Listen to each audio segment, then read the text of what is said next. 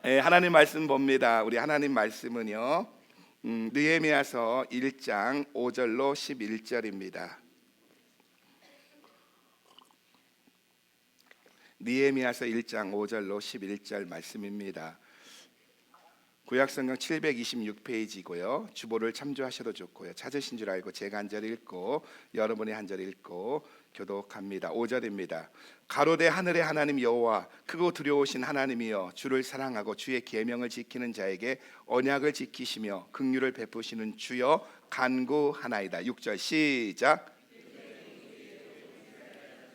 주야로 기도하오며 이스라엘 자손의 주 앞에 범죄함을 자복하오니 주는 귀를 기울이시며 눈을 여시사 종의 기도를 들으시옵소서. 나와 아비집에 범죄하여 주를 향하여 심히 악을 행하여 주의 종 모세에게 주께서 명하신 계명과 율례와 규례를 지키지 아니하였나이다. 주의 종 모세에게 명하여 가라사대 만일 너희가 범죄하면 내가 너희를 열국 중에 흩으실 것이요, 만일 내게 돌아와서 내 계명을 지켜 행하면 너희 쫓긴 자가 하늘 끝에 있을지라도 내가 거기서부터 모아 내 이름을 두려고 택한 곳에 돌아오게 하리라 하신 말씀을 이제 청컨대 기억하옵소서.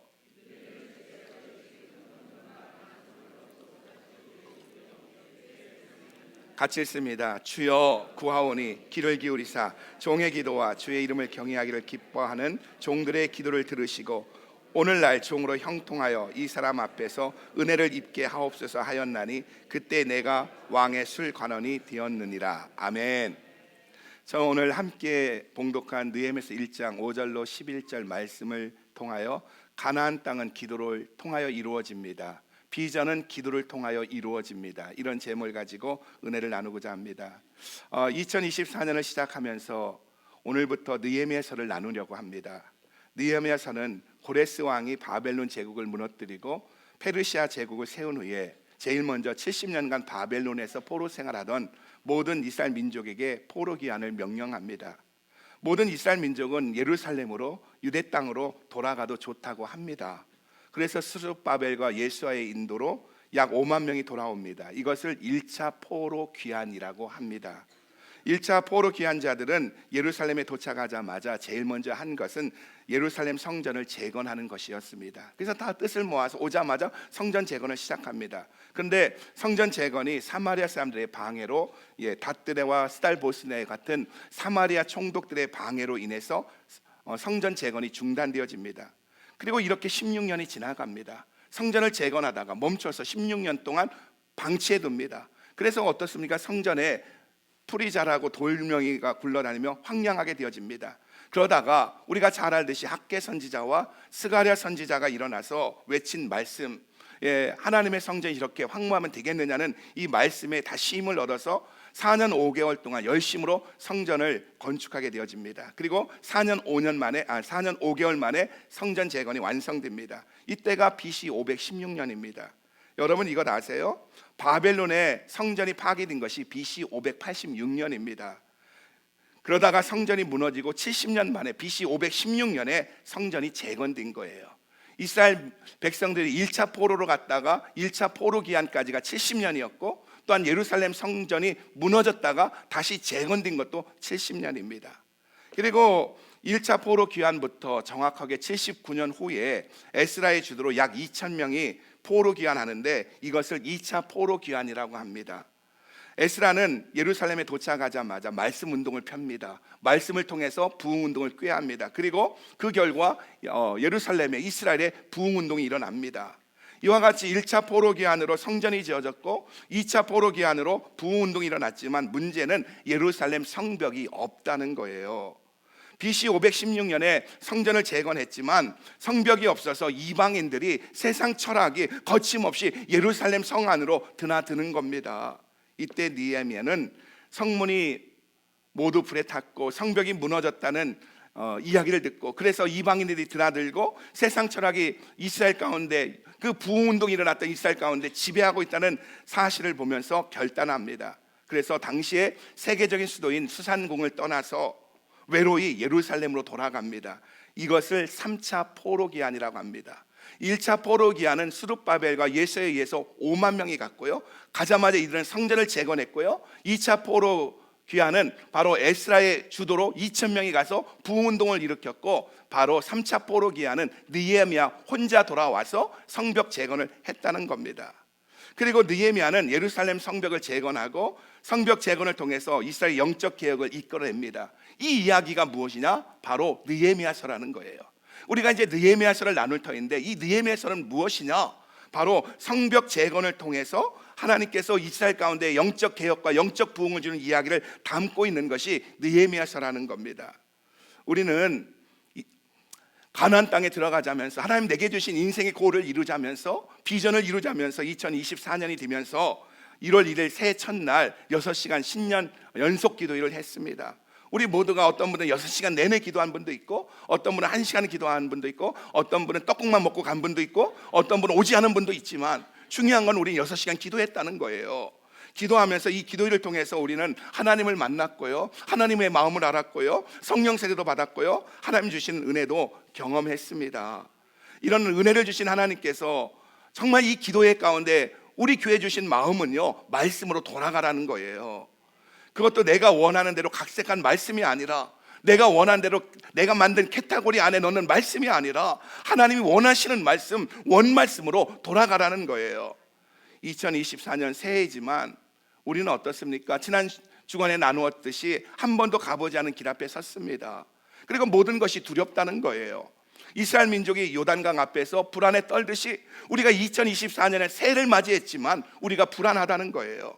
이스라엘 민족이 모세를 잊고 여호수아를 지도자로 세우면서 저 지도자가 잘 이끌어줄까 하는 이 불안에 떨듯이 우리도 사람에 대한 두려움이 있다는 거예요. 내가 이 사람과 끝까지 갈 수 있을까? 이 사람과 끝까지 통합할 수 있을까? 남편으로 인하여, 아내로 인하여, 자식으로 인하여 우리는 불안에 떨고 있다는 거예요. 또 이스라엘 민족이 범람하는 요단강과 40년간 매일 아침 내렸던 만나가 끊어짐 속에서 그들이 환경으로 인해서 두려움에 떨듯이 우리는 비즈니스 문제로, 진로 문제로 불안에 떨고 있다는 거예요. 2024년이 시작되어졌지만 우리에게 들려오는 것은 이스라엘과 이란 이 전쟁이라든지, 그리고 우크라이나 러시아의 전쟁, 중국이 또한 대만을, 또한 베트남을 침공하려는 이 수많은 전쟁의 소식들, 그 모든 것이 우리를 불안하게 한다는 거예요. 그래서 이 수많은 도전 앞에서 성벽을 쌓기 위해 기도하고 결단하고 떠나는 느헤미야가 생각이 났습니다. 성전도 지어졌고요, 부흥도 있었지만 성벽이 없어서 금세 세상으로 돌아가는 이스라엘 백성을 보면서 안타까워하다가, 슬퍼하다가, 눈물로 기도하다가 성벽을 쌓고 영적 개혁을 일어난 느헤미야를 통해서, 우리가 그 느헤미야를 통해서 우리가 은혜도 받았지만, 우리가 또한 약속도 있지만, 요단강이라는 이 현실 앞에서, 지금의 환경 앞에서 불안에 떠는 우리들 또한 성벽을 쌓음으로 가나안 땅을 차지해야겠다는 생각이 들었다는 거예요. 다시 말해, 우리가 뜻을 정하고 결단했지만 성벽이 없어 다시 세상의 유혹을 받는 우리 자신을 보면서 느헤미야처럼 성벽을 쌓아야겠다는 마음이 들었다는 거예요. 우리 가운데 대다수의 우리 성도님들 은혜 경험했습니다. 하나님 약속의 말씀 받았습니다. 그리고 하나님을 위해 산다는 것이 무엇인지도 압니다. 그런데 어떻습니까? 우리는 세상이 주는 그 철학 앞에서, 세상에서 밀려오는 그 물결 앞에서 우리가 너무나 흔들리고 있다는 거예요.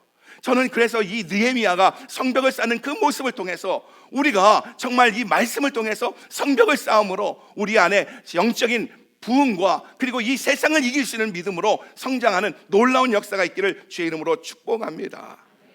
느헤미야가 성벽을 건축한 것은 BC 440년입니다. 그러니까 지금으로부터 2500년 전의 이야기입니다. 그러면 2500년 전의 사건이 우리에게 주는 의미가 무엇이냐는 거예요. 그것은 하나님은요, 어제나 오늘이나 영원토록 동일하다는 거예요. 다시 말해서 동일하신 하나님께서 성벽을 쌓는 그 느헤미야의 모습을 통해서 우리 교회나 우리 자신이나 내 문제에 대한 해답이 있다는 거예요. 그래서 저는 정말 이 느헤미야서를 통해서 우리 안에 정적으로 다시 개혁이 일어나고 다시 하나님의 사람으로 세상을 이기는 믿음의 역사가 있기를 주의 이름으로 축복합니다. 느헤미야서 1장 1절과 2절입니다. 우리 같이 한번 읽어봅니다. 시작. 제20년 기슬로월에 내가 스산공에 있더니 나의 한 형제 중 하나니가 두어 사람과 함께 유다에서 이르렀기에 내가 그 사로잡힘을 면하고 남은 있는 유다 사람과 예루살렘 형편을 물은즉. 느헤미야의 족보는 간단합니다. 하가랴의 아들이래요. 느헤미야의 아버지는 하가랴라고 합니다. 그리고 그에게 하난이라는 형제가 있다는 겁니다. 이게 전부입니다. 그의 속엔 전부예요. 그러니까 느헤미야는 유대인입니다. 아마도 그의 가족은요 할아버지 때에 바벨론에 포로로 잡혀왔을 겁니다. 그러니까 느헤미야는 할아버지와 아버지인 하갈의 뒤를 이은 우리 표현을 하면 이민 3세대입니다. 1차 포로부터 1차 포로 귀환까지가 70년입니다. 그리고 1차 포로 귀환부터 느헤미야가 예루살렘으로 돌아갔던 3차 포로 귀환까지는 약 92년입니다. 만약 느헤미야의 조상이 1차 포로 때 잡혀왔다면 지금 느헤미야가 60이라 해도 100년의 세월이 있습니다. 그러니까 느헤미야는 적어도 이민 4세대에서 5세대는 될 거입니다. 요즘으로 보면은요 멕시코 유카탄에 있는 에미깽이라든지 중앙아시아의 고려인과 같을 겁니다. 우리 EM에도 우리 고려인 우리 목사님이 계신데 바로 그런 분들은 어떻습니까? 100년 전 그 이전에 그 땅에 정착해서 살고 있는 분들입니다. 여러분 이민 2세대만 되어도요 조국에 대해 잊어버립니다. 자기 나라 말도 잘 못합니다. 우리 애들 보세요. 한국말 잘 못해요. 그러다가 3세대가 되면은요 모양은 그냥 똑같은 외모는 그대로인데 조국도 모르고 언어도 모릅니다. 그런데 이런 이민 3세대이고 4세대인 느헤미야가 느헤미야서 2장 1절에 보면 페르시아 아닥사스다 왕의 술 맡은 관원이 되었다고 이야기합니다. 요즘식으로 생각하면은 술 관원이 뭐 그리 대단하냐고 생각할지 몰라도 술상무구나 그렇게 생각할지 몰라도 그 당시 술 맡은 관원은요 대단히 높은 직책이었다는 거예요. 당시 왕들 주변에는 항상 왕을 죽이려는 독살하려는 암살하려는 위험이 도사리고 있었습니다. 그렇기 때문에 왕에게는 아주 믿을 만한 신복이 아니면 이런 직책을 술 맡은 관원이라는 직책을 맡기지 않았다는 거예요. 또 술 맡은 관원은 왕과 음식을 나누는 관계입니다. 음식을 나누면서 왕과 말동무가 되어지고요 음식을 나누면서 국정을 논하고 여러 가지 자문해주고 확실한 정보를 나누는 사이가 술관원이라는 거예요. 그래서 술 맡은 관원을 요즘 표현으로 한다면 뭐랄까 대통령의 경호실장 정도 되는 거예요. 여러분 경호실장은 아무나 시키는 게 아닙니다. 신복 아니면 안 시켜요. 근데 아닥사스다 왕의 경호실장이 누구라고요? 느헤미야라는 거예요. 한국의 박정희 대통령의 경호실장이 누구였죠? 차지철이었고요. 전두환 대통령의 경호실장은 장세동이었고요. 육공의 노태우 대통령의 경호실장은요 이혼을 한 사람입니다. 우리가 이들의 이름을 아는 이유가 뭐예요? 그만큼 그 사람들은 그 당대에 권세가 있었던 사람들이라는 거예요. 그래서 이들 말 한마디에요 당시의 장관들은 오금을 절였대요. 오라면 오고 가라면 가고 오금을 절였다는 겁니다. 그런데 느헤미야가 아닥사스다 왕의 경호실장이 되었다는 거예요. 느헤미야는 포로 출신의 이민 3세 4세대로서요 이런 중요한 자리까지 올라간 겁니다. 다시 말해 그는 실력이 있고요 인격적으로 믿을 만한 사람이고요 왕의 마음에 드는 매력적인 사람이었다는 겁니다. 왕이 신뢰할 수 있는 사람이었다는 거예요. 그러니까 느헤미야는 이미 3세대로 성공했지만 그 성공에 머물러 있는 것이 아니라 자기 조국을 향하는 불타는 열정이 있었다는 거예요. 열정이 있었다는 거예요. 느헤미야가 아닥사스다 왕과 함께 있는 수산궁은요 예루살렘으로부터 정확히 1200km 떨어진 곳에 있는 곳입니다. 이렇게 멀리 떨어져 있고요 자기는 이미 3세대여도 느헤미야의 마음속에는 조국에 대한 뜨거운 사랑이 있었다는 겁니다. 성문이 불에 타고 성벽이 무너져서 수많은 사람들이 조롱을 당하고 그곳을 자기 마음대로 드러나는 사실 앞에서 느헤미야의 마음은 괴로워서 견딜 수가 없었다는 거예요. 우리 3절 계속 읽어봅니다. 3절입니다 시작. 저희가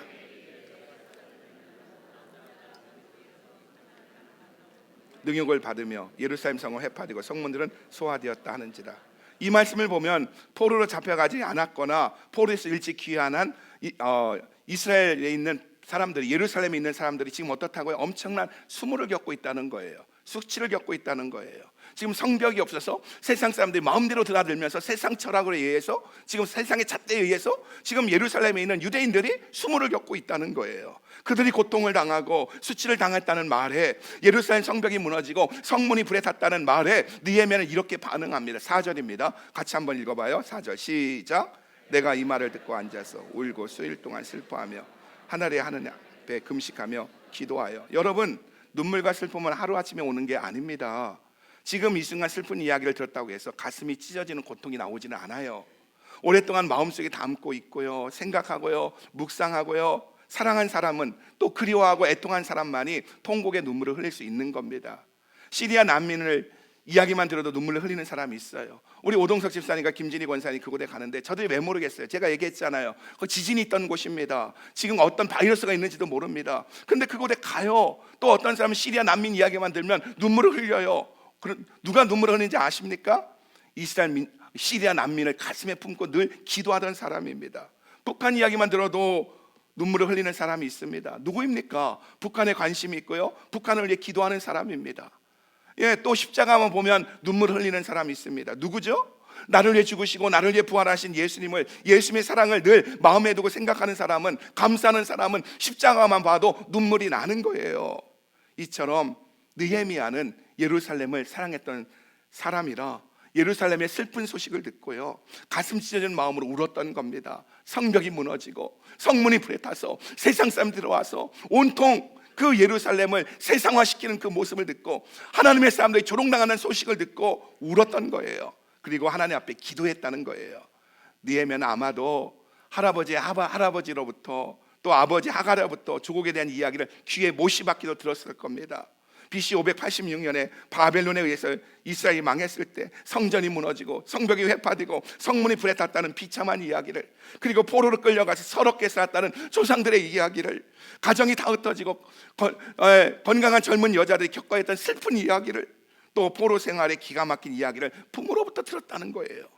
또 기가 막힌 방법으로 포로 기한이 이루어지지만 하나님의 약속대로 이렇게 포로 기한이 이루어지지만 포로 기한을 위해 성전을 세우다 보니까 모함자들로 인해서 다뜨네와 스달보스네 같은 사마리아 총독에 의해서 성전 재건이 16년이나 멈췄다는 이야기. 그때 학개와 스가랴에 의해서 하나님의 메시지를 듣고 이스라엘 민족이 일어나서 다시 성전 건축이 4년 5개월 만에 이루어졌다는 이야기 들었을 겁니다. 또 에스라에 의해서 부운동이 일어났지만 여전히 성벽이 무너졌고 성문이 불에 탄 채 방치되어 세상 사람들이 세상 철학이 쉽게 들어와 유대인을 세상처럼 만들어간다는 소식을 들었을 겁니다. 이 소식들은요, 느헤미야의 마음이 어떻겠다고요? 만약 자기가 살고 있는 현실에 만족했다면, 나는 이민 3세대야, 나는 이민 4세대야, 나와 상관이 없어 하면서 현실에 만족했다면 이렇게 눈물 흘리고 통곡하지 않았을 겁니다. 금식도 하지 않았을 거예요. 내가 이렇게 출세했는데, 내가 이렇게 가진 게 많은데 하면서 현실에 만족했다면 이렇게 눈물을 흘리며 통곡하지 않았을 겁니다. 그러나 느헤미야의 마음속에는 하나님에 대한 생각으로, 조국과 하나님의 성전에 대한 생각으로 가득 차 있었기 때문에 이 소식을 듣자마자 주저앉아 목에 매게 울고 슬퍼하고 금식하며 기도했다는 거예요. 그러니까 느헤미야는 페르시아의 수산궁에서 술 맡은 관원이라는 고위관직에 있으면서도, 제2인자라는 고위관직에 있으면서도 마음속으로는 예루살렘 성전과 하나님 나라에 대한 생각들이 끊임없이 했다는 겁니다. 밥을 먹을 때도, 잠잘 때도, 샤워할 때도, 높은 자리에 올라갈 때도, 왕의 술을 관장할 때도 이 생각을 한 번도 버려본 적이 없었다는 거예요. 그러니까 바로 느헤미야의 생각 속에는 온통 예루살렘으로 가득 찼기 때문에 밥을 먹을 때도, 일어날 때도, 움직일 때도, 샤워할 때도, 그리고 자기가 승진할 때도 이 생각이 떠나지 않았다는 거예요. 이 생각이 느헤미야를 지배했다는 겁니다. 그리고 이것이 느헤미야의 비전이 되었다는 거예요. 여러분, 그러니까 비전은요, 가나안 땅은요, 하나님 안에서 끊임없이 생각하고 바라보는 것입니다. 여러분, 우리 교회 비전이 뭐죠? 모든 민족, 모든 세대, 모든 언어입니다. 모든 민족과 모든 세대와 모든 언어가 예배하고 그 예배 능력으로 다음 세대 일으키고 다음 세대와 함께 한 민족권의 주님 오실 길 예비하자는 거예요. 여러분, 이게 비전이라고 하면서 우리 생각 속에, 마음속에 없다면 이건 비전이 될 수 없는 거예요. 우리가 직장 생활하면서, 내가 또한 아이들을 기르면서 잠을 잘 때도 항상 이것이 내 머릿속에, 내 가슴속에 있을 때 이것이 비전이 되는 거예요. 여러분, 이런 은혜가 있기를 주의 이름으로 축복합니다. 여러분, 여기서 느헤미야의 삶이 위대한 이유가 뭔지 아십니까? 느헤미야는 기도가 뭔지 아는 사람이었다는 거예요. 그는 우는 데서 그친 것이 아니라 울고 난 다음에 기도했다는 거예요. 여러분, 울기만 한다고 해서 역사가 달라지지 않는다는 것 아세요? 역사상 얼마나 많은 사람이 울었습니까? 지금도 얼마나 많은 사람이 울고 있습니까? 우크라이나의 고통을 보면서, 이스라엘과 하마스의 그 고통을 보면서 얼마나 많은 사람이 웁니까? 울분에 차서 또 말합니까? 그런데 많은 사람들이 울기만 하고 기도는 하지 않는다는 겁니다. 그래서 아무 역사가 일어나지 않는 거예요. 우리가 느헤미야서를 통해서 배워야 할 것은요, 느헤미야는 울고 난 다음에 기도했다는 거예요. 느헤미야는 기도가 역사를 바꾼다는 사실을 확신했다는 거예요. 역사를 바꾸는 건 다른 어떤 것이 아니라 기도다. 우리도 마찬가지입니다. 기도하지 않으면 역사가 달라지지 않습니다. 아무 일도 일어나지 않습니다. 우리 옆 사람 보고 한번 선포하십시다. 기도하지 않으면 아무 일도 일어나지 않습니다. 시작. 그러니까 우리가 느헤미야서를 통해서 기억해야 하는 것은요, 예루살렘 성벽을 재건하고 이스라엘의 신앙개혁이 일어나는 위대한 역사가 느헤미야란 한 사람의 기도로부터 시작되어졌다는 거예요. 여러분, 이 성벽 재건이라는 어마어마한 역사가 어디서부터 시작되어졌다고요? 느헤미야라는 한 사람의 기도에서부터 시작되어졌다는 겁니다. 그러므로 기도가 중요하다는 거예요. 한 사람이 입을 열어 기도하기 시작하면 하나님의 놀라운 일들이 거기서부터 시작된다는 거예요. 다시 한번 옆 사람 눈을 똑바로 보면서 한번 우리 같이 선포합시다. 예, 당신이 입을 열어 기도할 때 기적이 일어납니다. 시작. 자, 그래서 친한 분은 같이 이렇게 한 번 더 얘기합니다. 입을 열라니까요. 시작.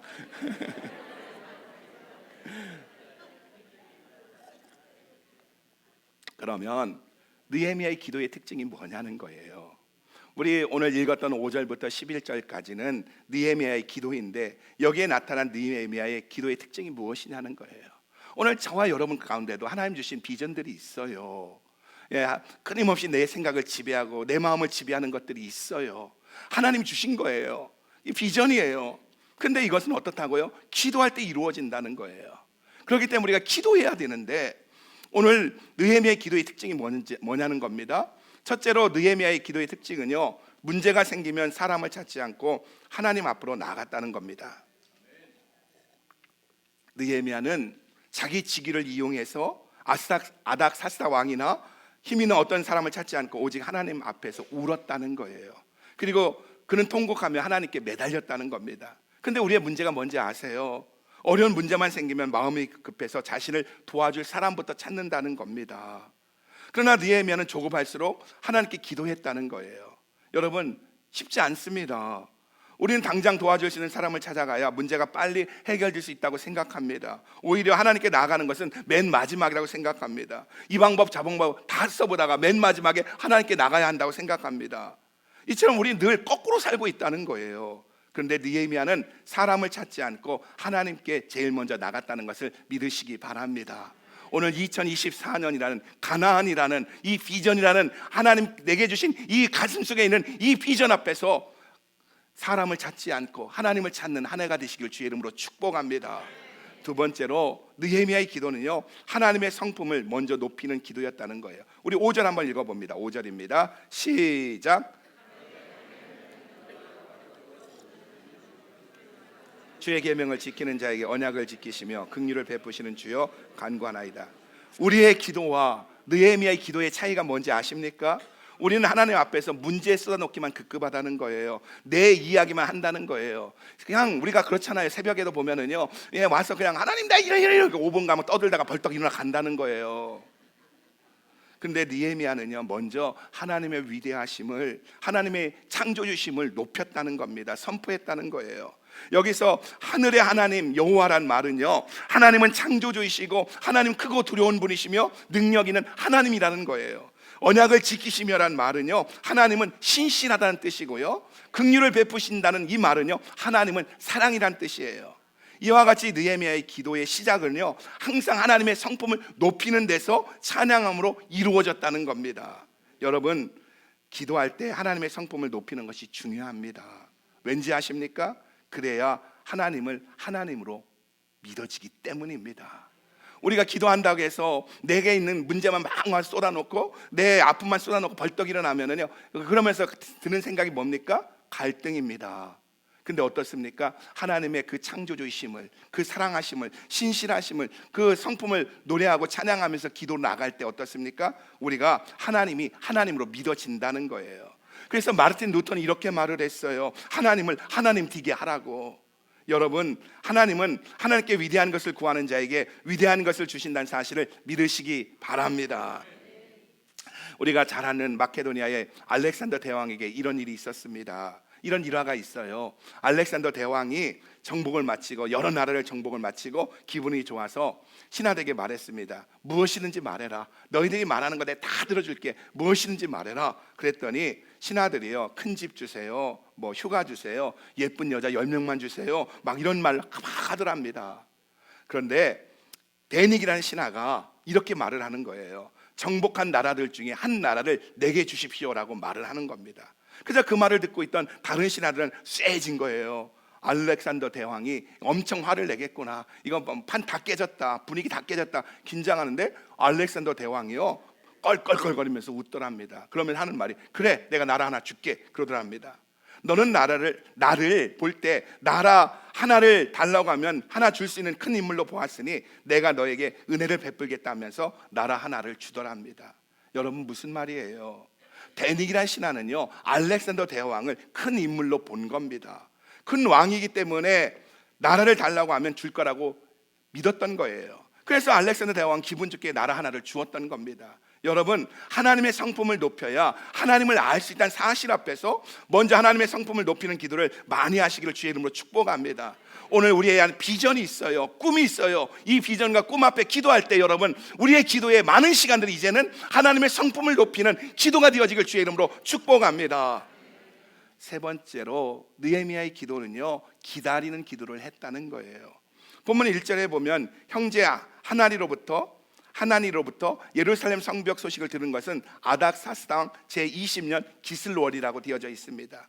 기슬월을 요즘으로 표현하면 11월에서 12월입니다. 그러니까 느헤미야가 예루살렘 소식을 들은 것은요, 성벽이 무너졌고 성문이 불에 타서 이방 사람들이 들어와서 세속화가 되어지고 조롱을 당한다는 이야기를 들은 것은 11월 달입니다.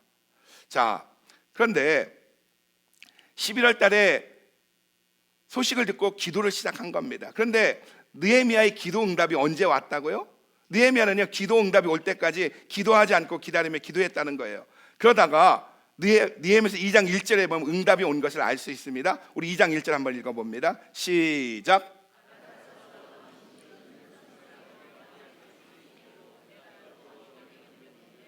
내가 왕의 앞에서 색이 없었더라. 예. 응답이 언제 왔다고요?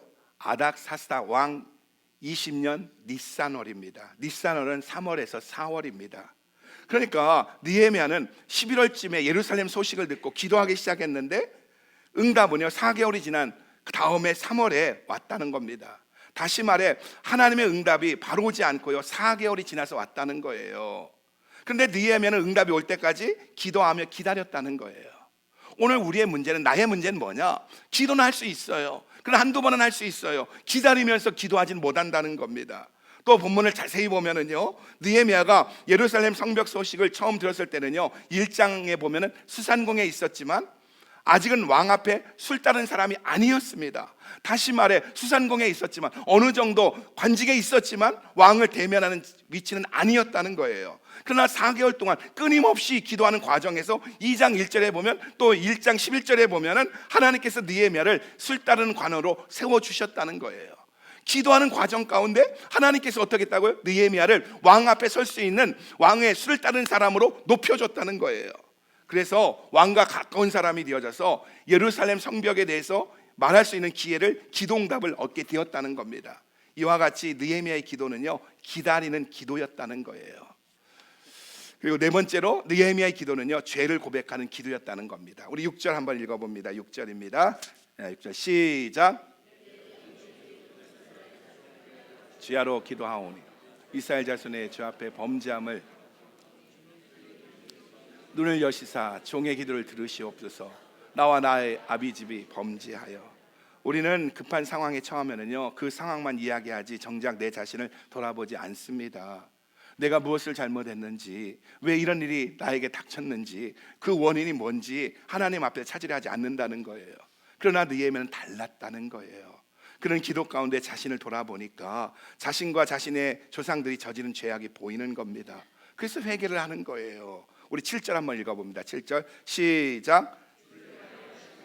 행하여 주의 종 모세에게 주께서 명하신 계명과 율례와 규례를 지키지 아니하였나이다.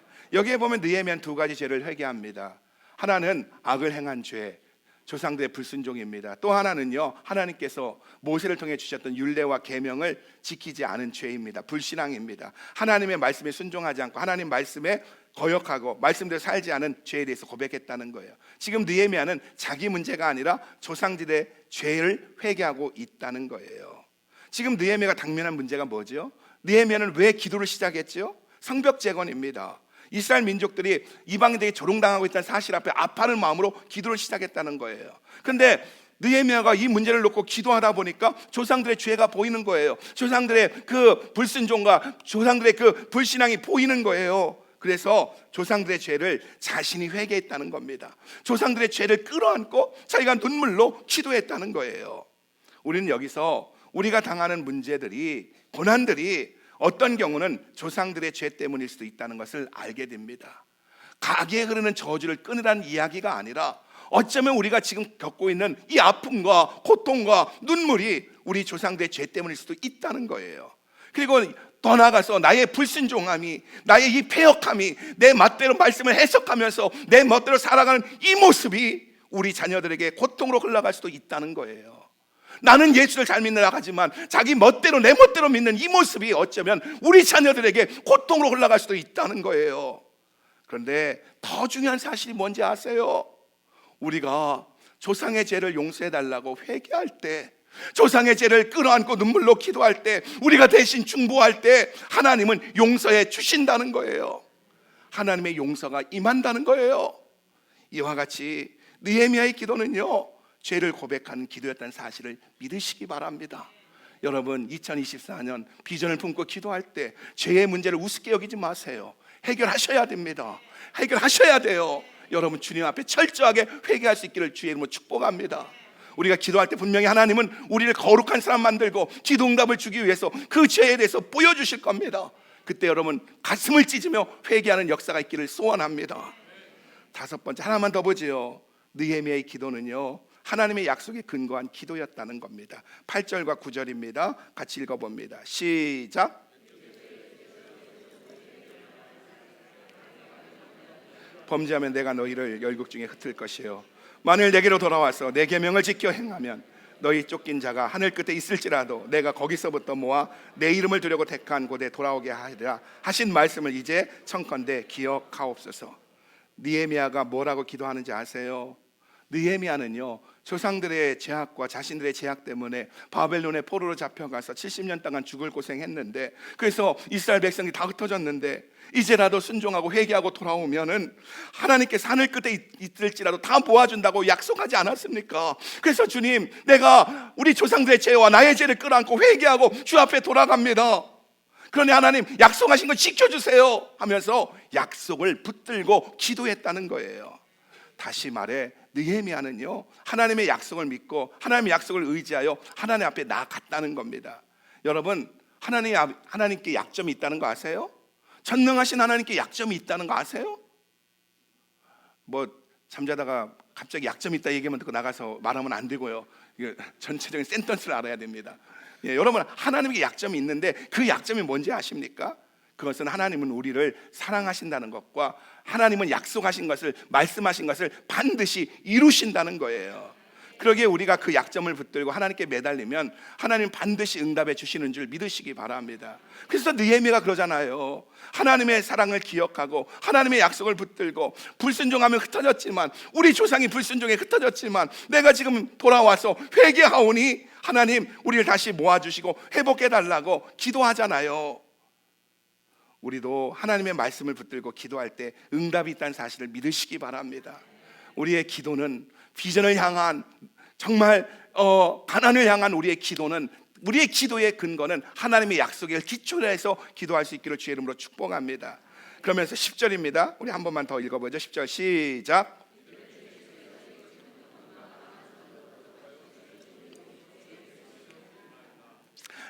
느헤미야는요, 약속을 붙들고 기도했고, 지금 느헤미야는요 하나님의 사랑과 긍휼을 붙들고 기도하고 있다는 거예요. 그래서 하나님의 사랑과 긍휼을 끌어내기 위해서 뭐라고 합니까? 자기들은 주의 종이고 주의 백성이라고 기도하고 있다는 거예요. 그러니까 지금 포로로 잡혀가서 수모를 당하는 사람이 누구라고요? 이방인들에게 짓밟히고 고통당하고 있는 저들이 누구라고요? 하나님의 백성이고 하나님의 손으로 구속하신 종들이라는 겁니다.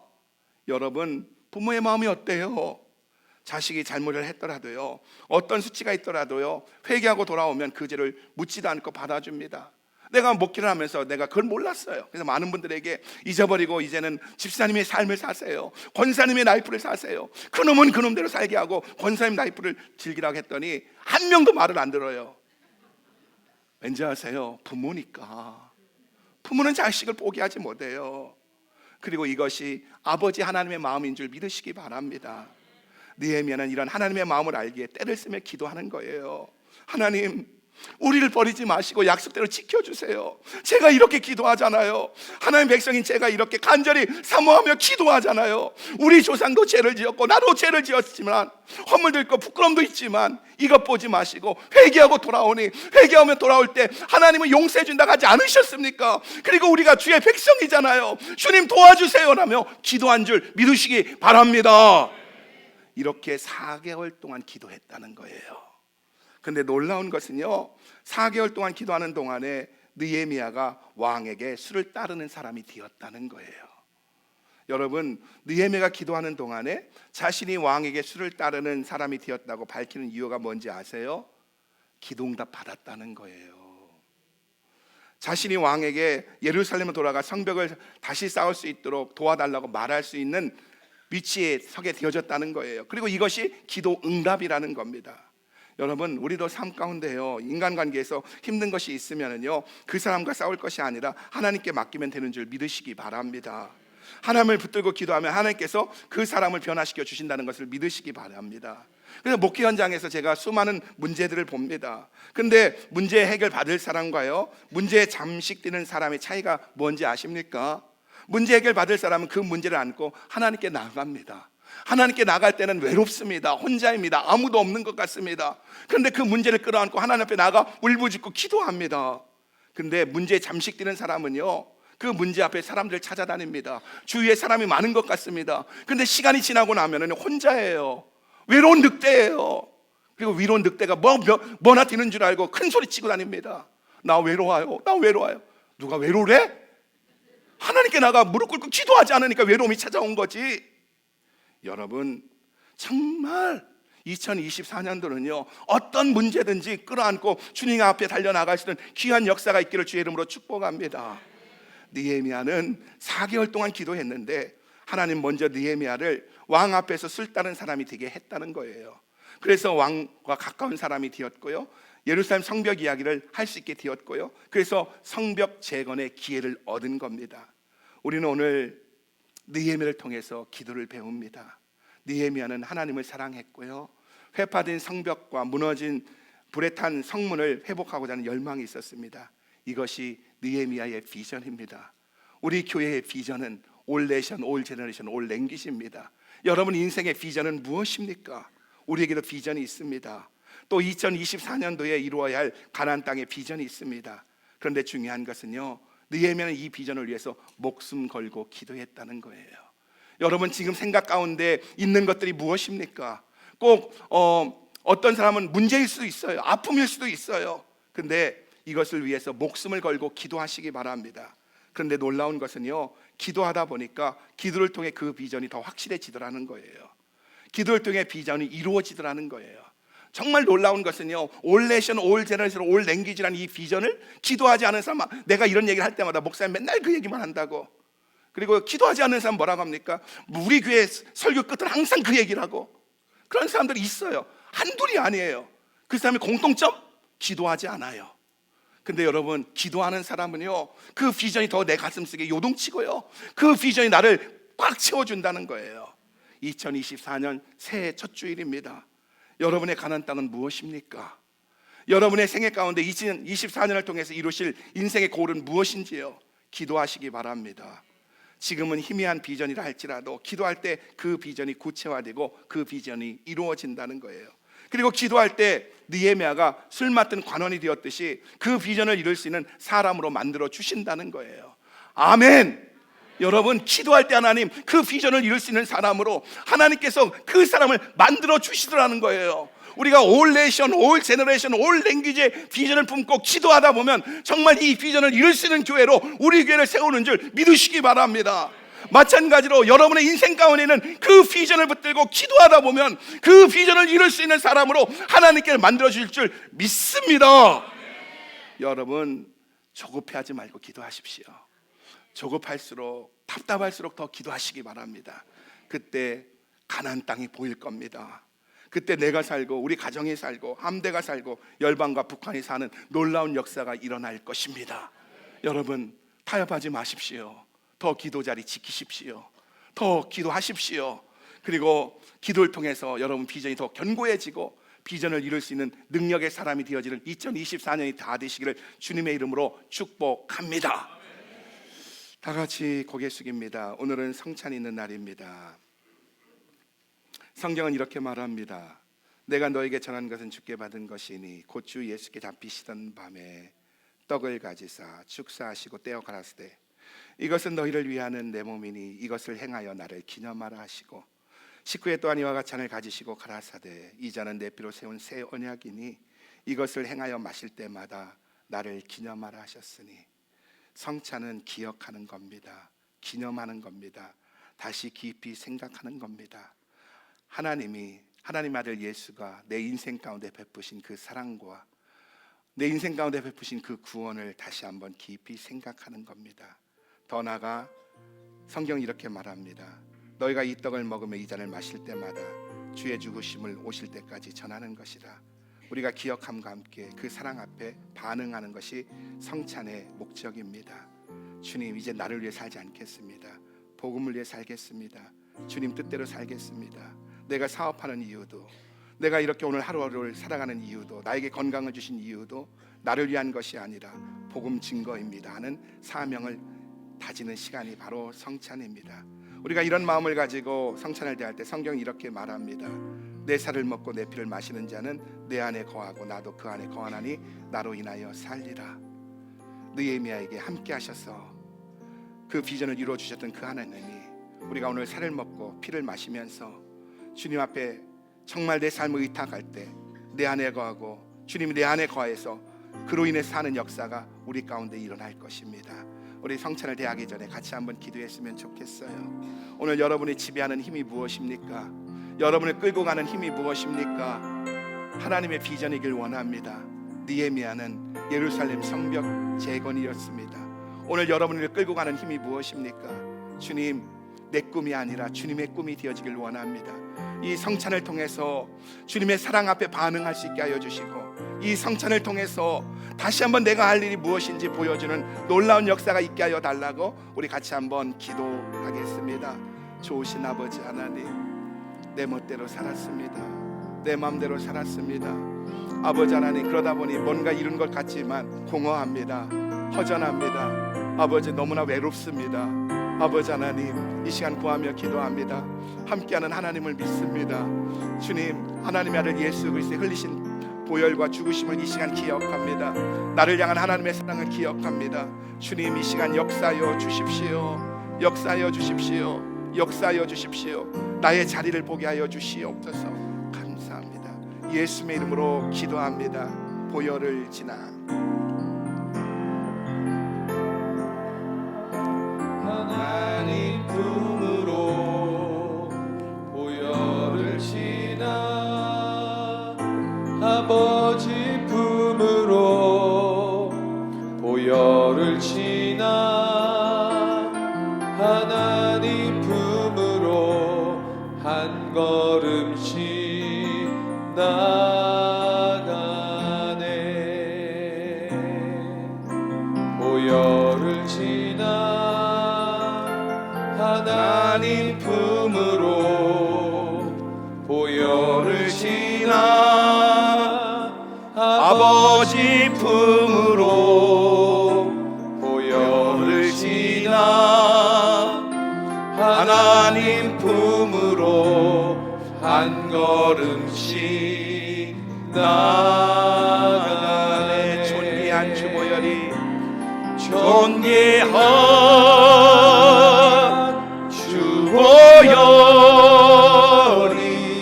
내 영을 새롭게 하시네. 존귀한 주보혈이 내 영을 새롭게 존귀한 주보혈이 존귀한 주보혈이 내 영을 새롭게 하시네. 존귀한 주보혈이 내 영을 새롭게. 우리 한 번만 더 고백해. 존귀한 주보혈이 존귀한 주보혈이 내 영을 새롭게 하시네. 존귀한 주보혈이 내 영을 새롭게 하네. 우리 플라스틱 뚜껑을 떼우고요, 떡을 듭니다. 하나님은 사랑이십니다. 우리가 하나님을 향해 사랑이라고 고백할 수 있는 것은요, 하나님은 나를 위해서 당신이 가장 아끼는 독생자 예수를 이 땅에 보내시고 무참하게 십자가에 죽게 하셨기 때문입니다. 그래서 하나님은 우리를 포기할 수 없는 거예요. 나를 볼 때마다 나를 보는 것이 아니라 당신의 아들 예수의 피로 죽음으로 구원해낸 하나님의 사랑으로 보기 때문에 하나님은 나를 볼 때마다 사랑의 눈으로 봅니다. 내가 이렇게 못되게 굴어도 우리 엄마가 나를 포기하지 못하듯이 하나님은 이렇게 연약하더라도 당신의 아들 예수의 피로 구원했기 때문에, 핏값으로 샀기 때문에 하나님은 우리를 포기하지 않습니다. 그 마음을 알았기에 하나님의 아들 예수님이 이 땅에 오셔서 묵묵히 십자가의 길을 간 겁니다. 하나님의 사랑을 실현하기 위해서, 하나님의 약속을 실현하기 위해서 십자가로 가신 겁니다. 그리고 찢기시고 피를 흘리신 겁니다. 여러분, 예수님이 피를 흘리셨습니다. 떡을 대합니다. 예수님의 몸입니다.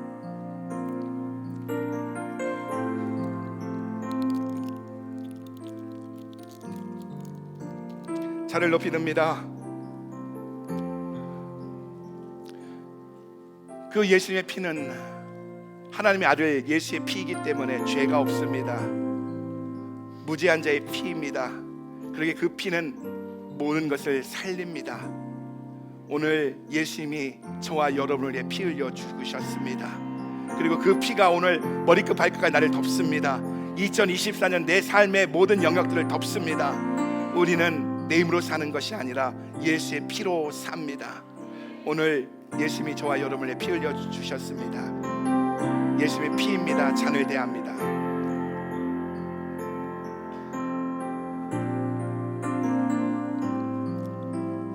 우리 같이 한번 가슴에 손을 얹으시고요, 아프신 분은 아프신 곳에 손을 얹으시기 바랍니다. 오늘 하나님의 아들 예수 그리스도의 이름으로 선포하며 기도합니다. 좋으신 아버지 하나님, 늘 잊어버리고 늘 내 멋대로 사는 나를 포기하지 않고 이렇게 또 성찬을 통해서 주님의 그 죽으심과 부활하심에 동참케 하여 주시고, 그리고 그 하나님의 사랑을 내 속에 다시 한번 실현케 해주시니 감사합니다. 아버지 하나님, 오늘 내 가슴에 예수님이 있습니다. 나를 위해 죽으시고 부활하신 예수님이 있습니다. 주님의 십자가가 있습니다. 주님, 그 주님과 함께 2024년 살게 하여 주십시오. 주님의 보혈이 오늘 이 시간 모든 육체 가운데 흐르길 원합니다. 삶 가운데 흐르길 원합니다.